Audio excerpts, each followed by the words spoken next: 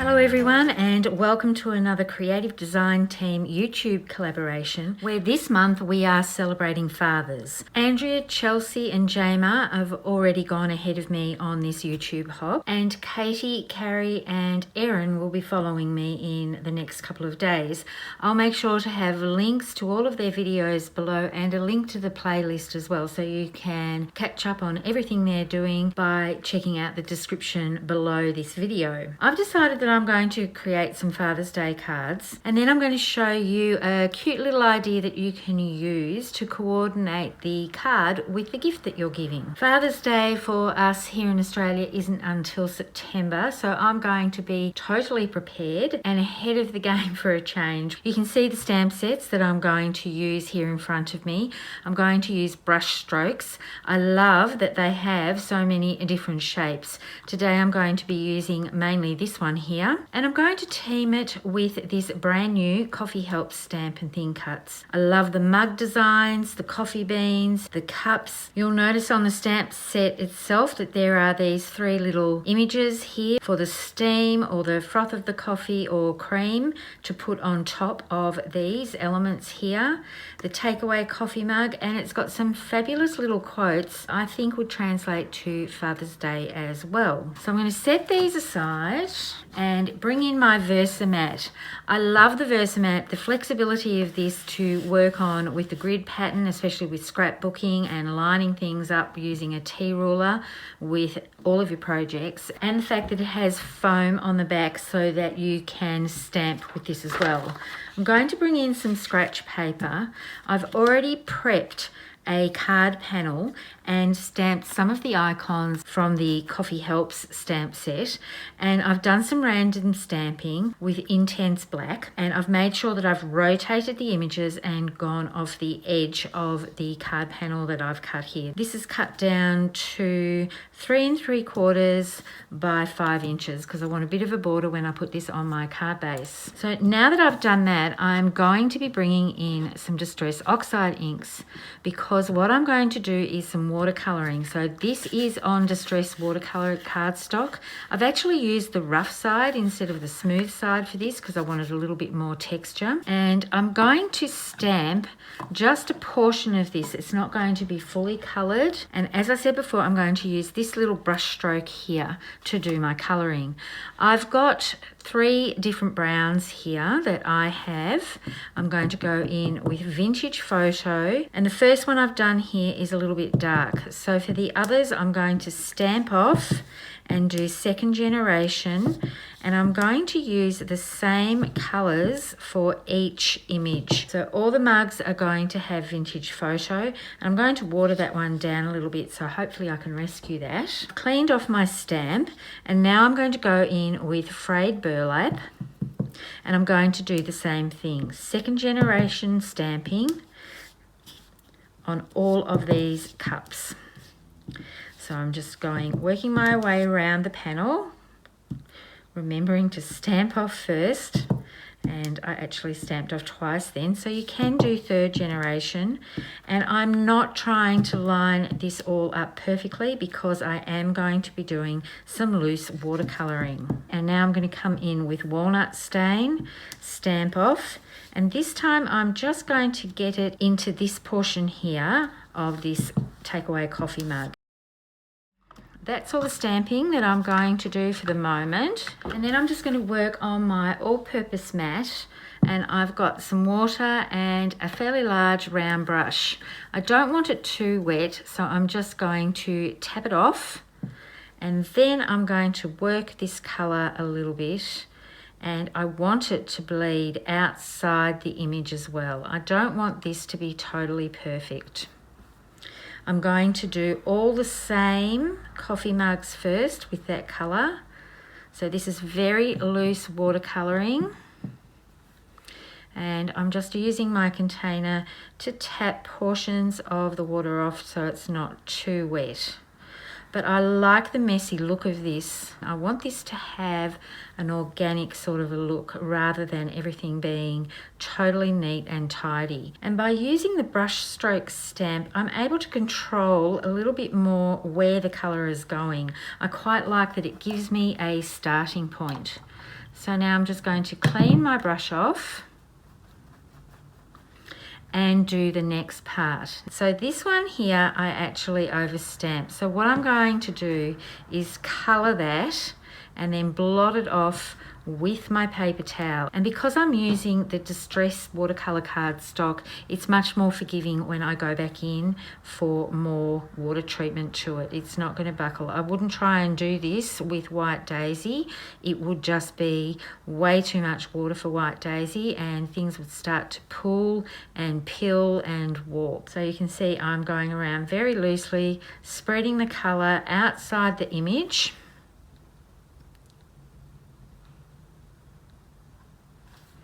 Just to give it that nice, messy, loose sort of look.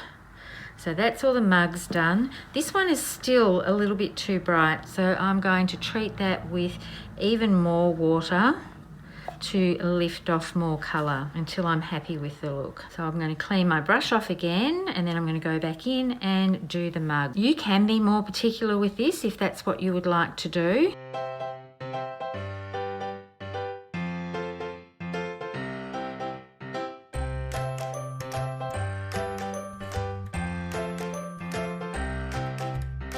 So I'm really quite happy with how that's looking. I can go back in if I want to and spread more of the colour around because Distress oxide inks will react to water even when they're dry. I'm going to set this card panel aside to dry for a little bit and then I'm going to move on to the next card. I'm going to stamp my panel across a section of this. I'm using the Distress watercolour cardstock again. I'm going to do a row of the takeaway coffee containers. I'm going to bring in my tea ruler, and for these ones, instead of stamping it all in intense black, I'm going to stamp them in Distress oxide inks. I'm going to start around the centre with walnut stain. And I have to apologise if I get my head in the way for this because I want to try and get these all in a row and fairly straight. So that's my first one. I need to clean my block off each time I stamp. And then I'm coming in with frayed burlap for the next one. And then vintage photo next to that. Now I've gone a little bit crooked because I haven't put my head over the top, but that's okay. I'm just going to embrace that and keep going. And now I'm going to build the colours back the other way. So this next one is going to be in frayed burlap. Next to that is the walnut stain. And this one has a vintage photo, I think, next to it. I've moved my Versamat out of the way. So I'm going to add some water underneath each of these cups before I start dragging the colour down. And you can see I'm just using a little motion like that to get some colour dripping down, and then when I want some more I'm going to actually stamp a little bit of this or smoosh this down onto my Versamat so that I can pick up some more of that colour and add that in and watch it run down the actual piece of the watercolour cardstock. While I've got that colour going, I'm going to go to the next one and do exactly the same thing. I've got some still on my brush, but that's okay because I'm using the same one. And I'm just wetting that area, grabbing some of this from the actual cup before I go in with the colour and add that to this water and tilt the cardstock so that it runs. You can see it's pooling a little bit at the bottom. I can just tap that off for now. But I quite like the effect that this gives, and you can always go back in and add more. So I'm going to clean that up and dab those two areas off a little bit with paper towel. And then I'm going to go in for the next colour, which is frayed burlap. And I haven't quite cleaned it off enough, but that's okay. I can just tap that off. I'll wipe off my brush this time so I get some clean water. I'm going to add water underneath this one, bring a little bit of that colour down, and then I'm going to go in with frayed burlap, smoosh that down onto my all-purpose mat. These mats are absolutely fabulous for using watercolours, doing smooshing on them, all those sorts of things. And then I'm going to repeat this process for all of the coffee cups.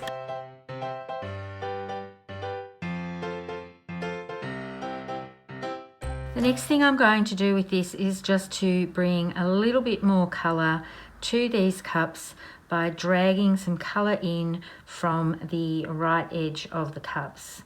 I'm making sure that I'm using the same paintbrush and colour before I clean things off. I don't want to go from one brown to the other before I go to the next one. So making sure that that's nice and clean, and then I'll go into the next one, and you can see that the distress oxides, because they do stay water reactive, you can go back in after you've stamped it. It's been a little while since I've stamped these, so it's always good to know that you can go back in and keep working and adding more depth if you want to. But this just gives these top row of cups just a little bit more of a presence than leaving them as blank images. So I'm going to set that aside to dry. I'll probably use my heat gun on them just to get this going a little bit faster. Now that I have 3 card panels done, I'm going to add some splashes, and for that I'm going to bring in the Mocha ink. So I'm doing a little bit of CPR, pressing the ink pad into the lid. That creates like a palette for me to use, and then I'm going to add just a little bit of water to this to make the ink move a little bit, and I'm using that same large round brush because I want some fairly large splatters for this, and I'm just tapping that off with my finger to create some splashes on the cards. I've had to create some more there, but what I did was actually dry that little lid off first before I press some more ink into the lid. I didn't quite have enough, but I didn't want to press my ink straight into this because it's all wet, and I want to keep my ink pad nice and clean. So I'm loving how these splashes are looking. I think I should stop before I go overboard. Maybe just a little bit more on this one. So I've dried that off quite a bit before I put the lid back on again. It was very, very wet, and I don't like having a lot of water sitting up against the actual ink pad itself. So for the card panels, I'm bringing in some of the walnut stain. For this one, I blended into the actual card panel, and for this one, I'm just doing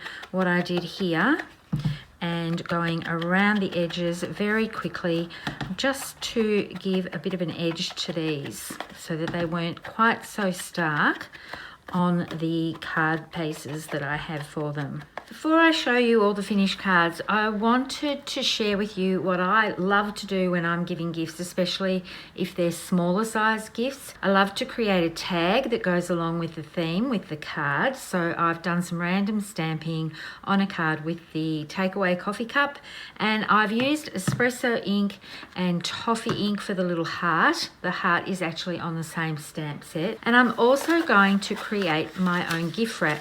Some of you may have seen this. I did a short little video around Easter time, and I love using craft gift wrap because I know that it is going to be recyclable. So I'm just going to weigh down the edges, and I'm using Mocha ink for this. I'm not using distress oxides at all because they take some time to dry, so I prefer doing this with our regular inks.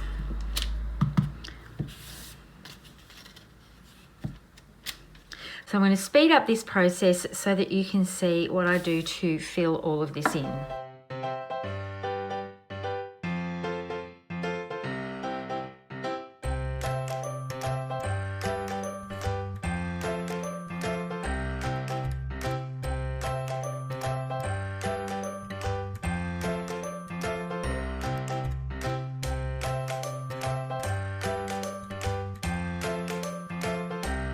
So there we have some custom gift wrap. I'm going to go away, I'm going to wrap the gift, and then I'll be back to show you everything that I've made today. You will have noticed that I did swap out the inks, so I have used Mocha and Espresso for this paper. Here are all the finished projects, and I've coordinated everything, including the gift, which you saw me do some speed stamping before.